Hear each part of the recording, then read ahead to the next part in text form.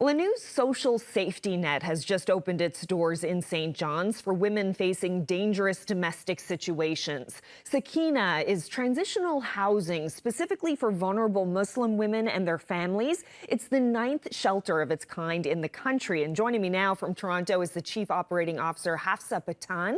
Thank you so much for being here. Thanks so much for having me. So can you tell us more about Sakeenah? How will this shelter compare to others that are already operating in the province? So, all of our services and programs are based in cultural, racial, and religious sensitivity. Sakeenah Canada was founded several years ago to fill this gap within the mainstream shelter system, where Muslim women simply did not feel safe. We do the work we do because when women and children are escaping abusive situations or homelessness, they should feel safe and they should feel comfortable and welcomed wherever they go. And they should be able to practice their religion freely. They can pray their daily prayers, they can observe Ramadan, and they enjoy their halal food. That's something that we offer at our shelters. Beyond that, we also offer all our services and programs in multiple languages, which helps overcome that language barrier that they might face when they're dealing with mainstream shelters. And what more can you tell us about the women and the families that you're looking to help and the services that you'll have on offer there? Yes. So, like I mentioned, all of our programming and our work is based in cultural, racial, and religious sensitivity. We open the doors to Muslim women of all cultural backgrounds, and all of our programming is goal based. So, when a woman reaches out, we don't only provide the shelter and basic necessities that she needs, but we also provide that support so that she can become a thriving member of our society. Each client is paired with a caseworker and a therapist, so we can help them grow and move forward.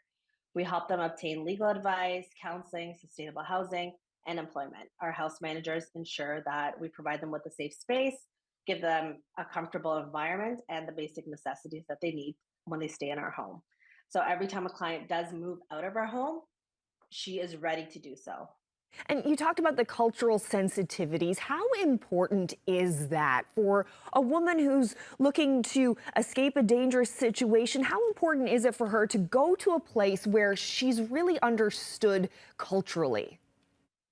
It's incredibly important. Before, when our CEO always tells the stories of when before she founded Sakina, how she would hear stories about women who would try to escape an abusive situation at home, and they would go to a mainstream shelter where they would be dealt with more violence or Islamophobia. And some women returned back home because they felt safer with an abuser than they did at some of these mainstream shelters. And it's really important that when women are escaping so much trauma and they're looking for comfort and they're looking for a sense of familiarity, that they're met with that.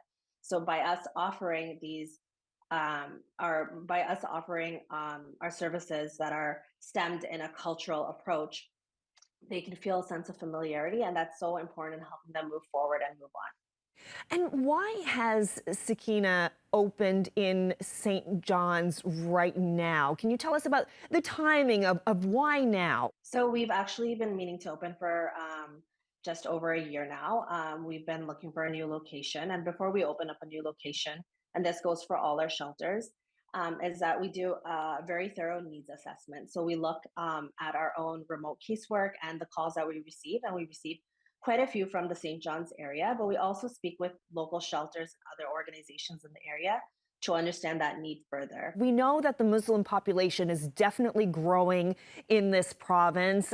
What are you learning about how much of a need is out there in this province right now?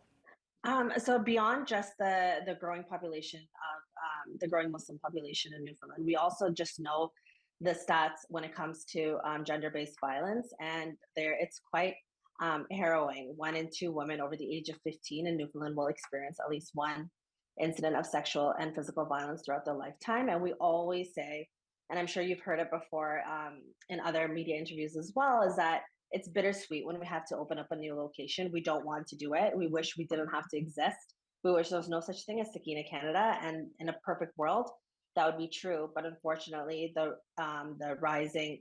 increase in gender-based violence is quite devastating, and so unfortunately, our needs continue to grow. And I know that you're aware of a court case that's underway in St. John's right now involving the recent death of a Muslim woman, Nariman Abdul Al Ghafoor, a mother of five. She was found dead, and her estranged husband is accused of killing her. Court documents show a history of abuse allegations, and the husband was under orders to stay away from her. Now, we've heard some people in the Syrian community who say the system failed Al Ghafoor.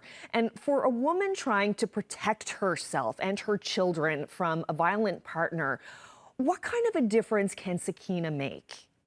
We can help, and we're end to end. We're our caseworkers are some of the most wonderful people that I've ever worked with. The passion that they have for this job, and this is more than a job to many of them. We're always here to help. All people have to do is call into our 1-800 number, or send us an email if they aren't comfortable calling. We are more than willing to help, and we're always there. Well, Hafsa Pathan, thank you so much for your time. Really appreciate it. Thank you.